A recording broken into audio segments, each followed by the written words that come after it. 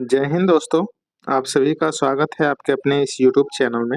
दोस्तों, आज के इस वीडियो में हम सब देखेंगे बिहार पुलिस का ये प्रैक्टिस टेस्ट नंबर है 13, ठीक ना। और इससे पहले का जो 12 टेस्ट है उसे इस यूट्यूब चैनल पे करवा दिया गया है। अगर आपने अभी तक उसे नहीं देखा है तो प्लेलिस्ट से जाके देख सकते हैं। और ये जो बिहार पुलिस का टेस्ट है दोस्तों, ये रोशन आनंद सर के द्वारा कराया जाता है, जो कि ज्ञान बिंदु जीएस एकेडमी के डायरेक्टर हैं। तो इसके सारे प्रश्न महत्वपूर्ण हैं, तो इसलिए वीडियो को लास्ट तक देखिएगा। तो आइए टेस्ट नंबर 13 के सारे प्रश्नों को देखते हैं बारी बारी से। और देखिए, सारे प्रश्न महत्वपूर्ण हैं, इसलिए वीडियो लास्ट तक देखिए, ठीक ना। और अगर आपने अभी तक इस चैनल को सब्सक्राइब नहीं किया है तो प्लीज़ सब्सक्राइब कर लीजिएगा, क्योंकि कोई भी इन्फॉर्मेशन अगर आप तक पहले पहुँचे, इसके लिए इस चैनल को सब्सक्राइब कर लीजिए, ठीक ना। और अगर वीडियो अच्छा लगता है तो वीडियो को लाइक कर दीजिएगा और इसे अपने दोस्तों में ज़्यादा से ज़्यादा शेयर कीजिएगा। इस चैनल पे बिहार पुलिस से रिलेटेड महत्वपूर्ण प्रश्नों की श्रृंखला के साथ वीडियो करवाया जाता है साथियों, तो प्लीज़ चैनल को सब्सक्राइब कर लीजिए। पहला प्रश्न है कि राज्यसभा क्या कह रहा है? राज्यसभा के सदस्य के निर्वाचन का प्रावधान किस देश से ग्रहण किया गया है? राज्यसभा के सदस्य को निर्वाचन करने का प्रावधान जो है ये किस देश से ग्रहण किया गया है? तो इसका सही आंसर जो है ये दक्षिण अफ्रीका से लिया गया है, यानी कि बी ऑप्शन सही हो जाएगा दोस्तों। और क्वेश्चन ये भी आता है कि राज्यसभा में राष्ट्रपति के द्वारा कितने सदस्यों को मतलब चुना जाता है? तो राष्ट्रपति जो है राज्यसभा में टोटल 12 सदस्यों को मतलब चुनकर भेजते हैं। सेकेंड नंबर प्रश्न क्या कह रहा है? तो दूसरा प्रश्न है, विश्व में सर्वाधिक राजनीतिक दलों वाला देश कौन सा है? तो सबसे ज्यादा राजनीतिक दलों वाला देश जो है ये भारत है, ठीक है ना। भारत में सबसे ज्यादा राजनीतिक दल है, यानी कि सबसे ज्यादा राजनीतिक पार्टियां जो है भारत में है। तीसरा प्रश्न है, भारतीय संविधान के अनुच्छेद 338 के ख का संबंध किससे है? तो इसका संबंध जो है राष्ट्रीय पिछड़ा वर्ग आयोग से है, यानी कि डी ऑप्शन सही हो जाएगा। विधानसभा की अवधि को बढ़ाने का अधिकार किसके पास होता है? विधानसभा की अवधि को अगर बढ़ाना है तो ये अधिकार जो है ये संसद के पास होता है, ठीक ना, पार्लियामेंट के पास होता है। ये ऑप्शन सही हो जाएगा। ये टोटल पॉलिटी के प्रश्न अभी देख रहे हैं और सारे प्रश्न महत्वपूर्ण हैं। किस संविधान संशोधन द्वारा अनुच्छेद 239 का ए तथा 239 का ए और बी को शामिल किया गया है? तो ये शामिल किया गया है 69 संशोधन 69 में संविधान संशोधन अधिनियम 1991 के द्वारा। और दिल्ली को भी राज्य का दर्जा मिला है दोस्तों 69वां संविधान संशोधन के द्वारा, दिल्ली को राजधानी का दर्जा। चलिए अगला प्रश्न है 6 नंबर, संविधान की प्रस्तावना में समाजवादी और पंथ निरपेक्ष शब्दों को किस संशोधन द्वारा जोड़ा गया है? ये बहुत बार एग्जाम में प्रश्न आया है, ठीक ना, क्योंकि ये प्रश्न जो है महत्वपूर्ण है। तो चलिए इसका क्या हो जाएगा? तो समाजवादी और 3 शब्द जोड़ा गया था, समाजवादी, पंथ निरपेक्ष और गणतंत्र। तो इसमें 2 ही शब्द पूछ रहा है, तो ये 42वां संविधान संशोधन के द्वारा जोड़ा गया था। डी ऑप्शन सही हो जाएगा। चलिए 7 नंबर है कि निम्न में से किस समिति के आधार पर मौलिक कर्तव्यों को भारतीय संविधान में शामिल किया गया है? तो मौलिक कर्तव्यों को भारतीय संविधान में सरदार चरण सिंह समिति के सिफारिश पे शामिल किया गया है। और मौलिक कर्तव्य जो है दोस्तों ये रूस के संविधान से लिया गया है। वही पूछेगा मौलिक अधिकार कहाँ के संविधान से लिया गया है? तो मौलिक अधिकार जो है ये अमेरिका के संविधान से लिया गया है।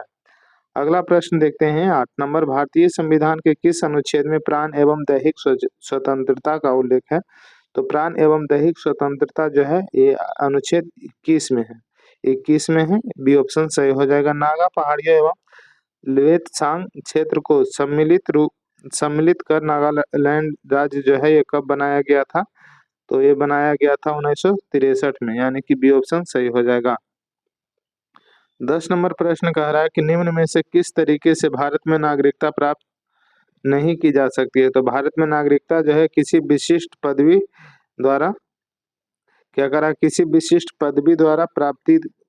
विशिष्ट पदवी के प्राप्ति द्वारा भारत में नागरिकता जो है ये प्राप्त नहीं की जा सकती है, यानी कि ये ऑप्शन सही हो जाएगा। वही वंश क्रम के अनुसार प्राप्त किया जाता है, भू भाग के सम्मिलन के द्वारा भी प्राप्त किया जाता है और रजिस्ट्रेशन के द्वारा भी प्राप्त किया जाता है। 11 नंबर मैथ का प्रश्न है दोस्तों, समीकरणों को हल करने के लिए बोल रहा है, तो इसको वीडियो को स्टॉप करके देख लीजिएगा और जो हम सही आंसर है वो बता देते हैं। तो 11 का सही आंसर हो जाएगा ये डी ऑप्शन सही हो जाएगा। 12 का जो सही आंसर मसब पूछ रहा है, मसब पूछ रहा है, ठीक है ना, भिन्न में दिया गया फ्रैक्शन में, और इसका मसब जो है ये 12 का डी ऑप्शन सही हो जाएगा। चलिए 13 नंबर है, ये भी मैथ है, वर्तमान आयु ज्ञात करने का रहा।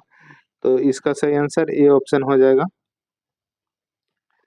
14 का जो सही आंसर है बी ऑप्शन हो जाएगा। दोस्तों मैथ में बहुत ज़्यादा टाइम लग जाता है, इसलिए मैथ को सिर्फ आंसर ही बता देते हैं ताकि जीके जीएस पे पूरा मतलब ये कंसंट्रेशन बन सके और सभी प्रश्न सही हो सके। 16 का बी ऑप्शन सही हो जाएगा। 17 का जो सही आंसर है ये बी ऑप्शन हो जाएगा। चलिए 18 नंबर प्रश्न है और 18 का सही आंसर क्या हो जाएगा देख लीजिए प्रश्न को, और प्रश्न को अच्छा से पढ़ के अगर आप इसका पीडीएफ प्राप्त करना चाहते हैं साथियों, तो पीडीएफ के लिए टेलीग्राम लिंक को ज्वाइन कर लीजिएगा, ठीक ना। 18 का ये ऑप्शन सही हो जाएगा। 19 का सही आंसर क्या हो जाएगा? 19 का लाभ बताइए। तो इसका सही आंसर बी ऑप्शन हो जाएगा। चलिए 20 नंबर देख लेते हैं, ये भी मैथ है। 20 का सही आंसर बी है। 21 का यहाँ से ज्योग्राफी का प्रश्न है। विषुवत वृत्त से ध्रुवों की ओर जाने पर अक्षांशों के आकार पर क्या प्रभाव पड़ता है? तो विषुवत विषुवत वृत्त वृत्त से ध्रुवों की ओर जाने पर अक्षांशों के आकार पर क्या प्रभाव पड़ता है? तो ये प्रभाव पड़ेगा, आकार इसका घटता है। ये ऑप्शन सही हो जाएगा। वायुमंडल में होने वाली समस्त मौसमी गतिविधियां किस मंडल में पाई जाती है? तो ये पाई जाती है क्षोभ मंडल में। बी ऑप्शन सही हो जाएगा। निम्न में से कौन सी मिट्टी कपास की खेती हेतु सबसे उपयुक्त है? तो कपास की खेती के लिए सबसे उपयुक्त जो है ये काली मिट्टी हो जाएगा। ये ऑप्शन सही है। पनामा नहर जलपोत के लिए किस वर्ष खोली गई थी? पनामा नहर जो है जलपोतों के लिए किस वर्ष खोली गई थी? तो ये 1914 में खोला गया था। डी ऑप्शन सही हो जाएगा। रामगंगा नदी का उद्गम स्थल कौन सा है? तो रामगंगा नदी का जो उद्गम स्थल है ये है बी ऑप्शन, गढ़सैंण के निकट गढ़वाल वाला पहाड़ी गढ़वाला पहाड़िया जो है ये रामगंगा नदी का उद्गम स्थल है। आगे बढ़ते हैं। अगला 26 नंबर प्रश्न कह रहा है कि भारतीय वनस्पति सर्वेक्षण की स्थापना कब हुई थी? तो भारतीय वनस्पति सर्वेक्षण की स्थापना जो है ये वर्ष 1890 में किया गया था। बी ऑप्शन सही हो जाएगा। भारत के कतिपय तटीय क्षेत्रों में प्रचुर मात्रा में उपलब्ध इल्मोनाइट और क्या कह रहा है इल्मोनाइट और रूटाइल निम्न में से किसके समृद्ध स्रोत हैं? तो 27 का सी ऑप्शन सही हो जाएगा, टाइटेनियम का, यानी कि सी ऑप्शन सही हो जाएगा। चलिए 28 नंबर देखते हैं कि किस रेलवे मार्ग पर कारबोडो नामक रेलवे सुरंग का निर्माण किया गया है, जो भारत की दूसरी सबसे लंबी सुरंग है? तो ये हो जाएगा कोंकण रेलवे मार्ग पर, यानी कि ये ऑप्शन सही हो जाएगा। तो 29 नंबर है कि वर्ष 2011 की जनगणना के अनुसार रोहतास जिला का साक्षरता दर प्रतिशत क्या है? तो रोहतास जिला का जो साक्षरता दर प्रतिशत है 2011 के अनुसार ये 73.37% है। और बिहार का सबसे साक्षर जिला पूछेगा दोस्तों तो ये रोहतास है, यानी कि इसका सही आंसर है सी ऑप्शन सही हो जाएगा। सोन नदी का उद्गम स्थल कहाँ है? तो सोन नदी का उद्गम जो है अमरकंटक की पहाड़ियां है। ये ऑप्शन सही हो जाएगा। सर्वोदय योजना कब प्रकाशित किया गया था? 31 नंबर, तो सर्वोदय योजना ये 1950 में प्रकाशित किया गया था। यहाँ पे देखिए रीजनिंग का प्रश्न है और पूछ रहा है कि नीचे दी गई 4 विभिन्न स्थितियां दर्शाई गई है। एक बिंदु वाले फलक के विपरीत फलक पर कितने बिंदु वाले बिंदु होंगे? एक बिंदु वाले के अपोजिट में पूछ रहा है, जैसे इसके अपोजिट में क्या होगा, ठीक ना। तो 32 का सही आंसर कौन सा हो जाएगा दोस्तों? आइए ऑप्शन में देख लेते हैं। 32 का सही आंसर कौन सा हो जाएगा? तो ये 6 हो जाएगा। एक के अपोजिट में पूछ रहा था, ठीक ना। देखिए एक के अपोजिट में पूछ रहा था तो 6 हो जाएगा।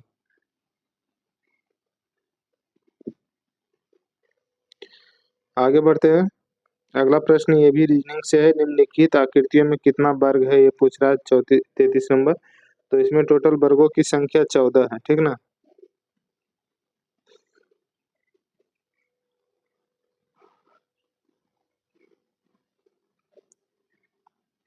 देखिए ऐसे इसको देख लीजिएगा। ये 3 हो गया, ये 3 हो गया, ये 3 हो गया, टोटल 9 हो गया।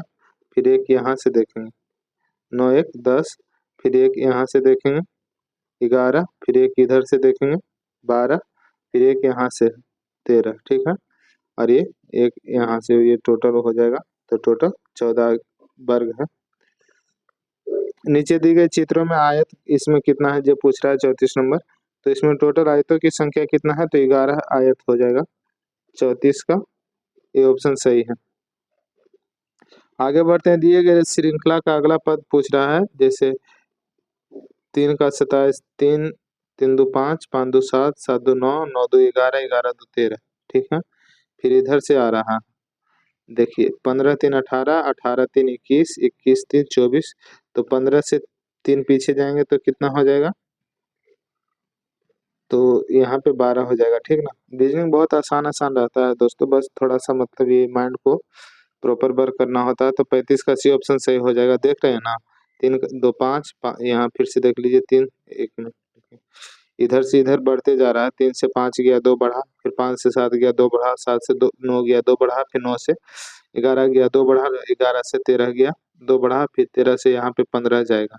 लेकिन यहाँ पे जो खाली स्थान है इसके जगह पे पूछ रहा है, तो इधर से अभी इसको इधर से देखते हैं। 18 15 से 18 3 बढ़ा, 18 से 21 3 बढ़ा, फिर 21 से 24 3 बढ़ा, तो इसे यहाँ पे 3 पीछे जाएंगे। ठीक ना, तो 15 में 3 पीछे जाएंगे तो 12 यहाँ पे हो जाएगा। तो इसलिए इसका जो सही आंसर है 12 है। रीजनिंग से भी 5-6 प्रश्न आते हैं, इसलिए रीजनिंग को भी मतलब देख लीजिएगा। पूर्वी द्वीप समूह की खोज किस पुर्तगाली नाविक ने किया था, तो पूर्वी द्वीप समूह का खोज जो है ये वास्को डी गामा ने किया था। निम्नलिखित में से कौन सा समूहवाचक विशेषण है, समूहवाचक विशेषण इसमें से हो जाएगा चारों, चारों जो है समूहवाचक विशेषण हो जाएगा। दूसरा लड़का कहाँ गया वाक्य में दूसरा किस प्रकार का विशेषण है, तो इस वाक्य में दूसरा जो है 38 का एक क्रमवाचक विशेषण है, सी ऑप्शन सही हो जाएगा। उत्साह शब्द का विशेषण कौन सा हो जाएगा, तो उत्साहित जो है ये उत्साह शब्द का विशेषण हो जाएगा। निम्नलिखित में से कौन से शब्द वर्तनी की दृष्टि से शुद्ध है, वर्तनी की दृष्टि से सबसे शुद्ध है वाल्मीकि। इनमें से शुद्ध वर्तनी का शब्द, इनमें से शुद्ध वर्तनी का शब्द है, तो शुद्ध वर्तनी का शब्द हो जाएगा कृषांगी, यानी कि सी ऑप्शन सही हो जाएगा। जितने की इच्छा के लिए शब्द है, तो जितने की इच्छा के लिए जिगीष शब्द है।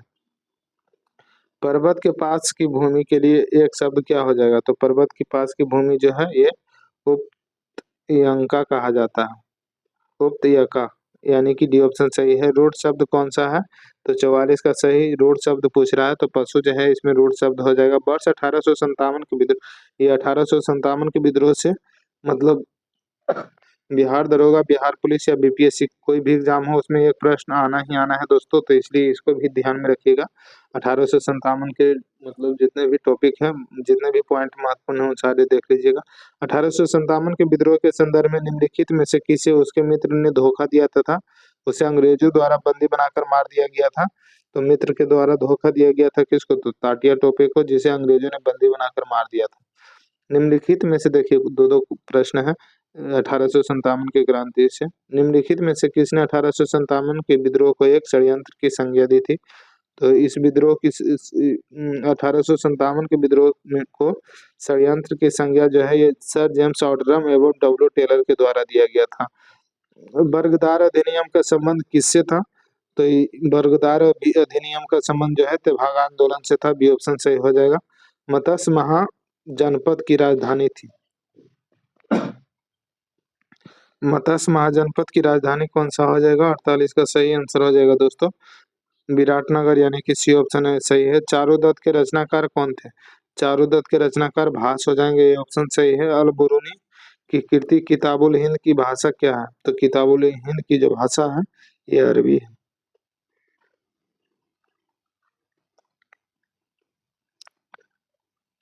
किताबुल हिंद की भाषा क्या हो जाएगा, तो अरबी हो जाएगा, यानी कि डी ऑप्शन सही है। चलिए 51 नंबर है कि अपने राज्याभिषेक के अवसर पर शिवाजी द्वारा चलाया गया सिक्का शिवराय बना बना था, तो ये जो शिवराय सिक्का था जो कि शिवाजी के राज्याभिषेक के अवसर पर चलाया गया था, तो ये बना हुआ था तांबे का।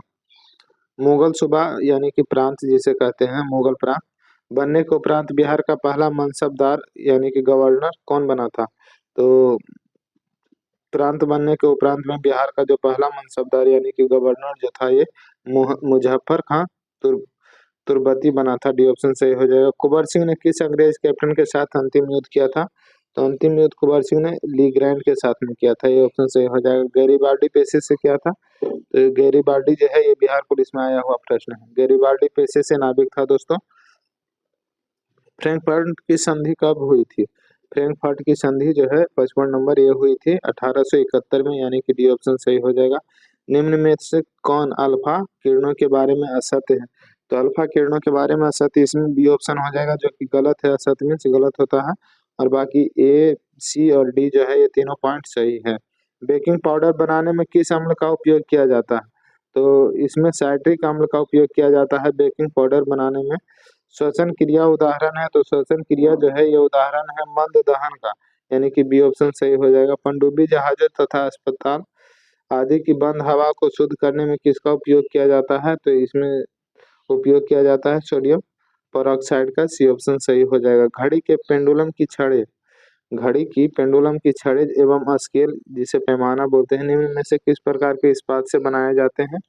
तो ये बनाए जाते हैं इनवार, सी ऑप्शन सही हो जाएगा। निम्न में से सत्य मेल का चयन करने कह रहा है, सही मेल का चयन करने कह रहा है, ठीक ना। तो इसका 61 का जो सही आंसर हो जाएगा साथियों कौन सा हो जाएगा?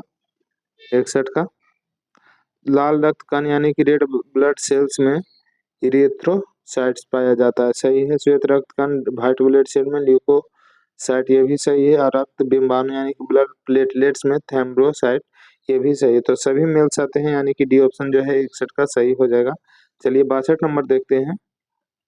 62 नंबर प्रश्न है, निम्नलिखित में से कौन सा एक बायोगैस का घटक नहीं है? तो बायोगैस का घटक इसमें से ये नाइट्रोजन डाइऑक्साइड जो है ये बायोगैस का घटक नहीं है, यानी कि डी ऑप्शन सही हो जाएगा इसी के प्रश्न के अनुसार। बाकी ये सब मीथेन है, हाइड्रोजन है और कार्बन डाइऑक्साइड भी बायोगैस का घटक है, लेकिन नाइट्रोजन डाइऑक्साइड जो है ये नहीं है, डी ऑप्शन सही है।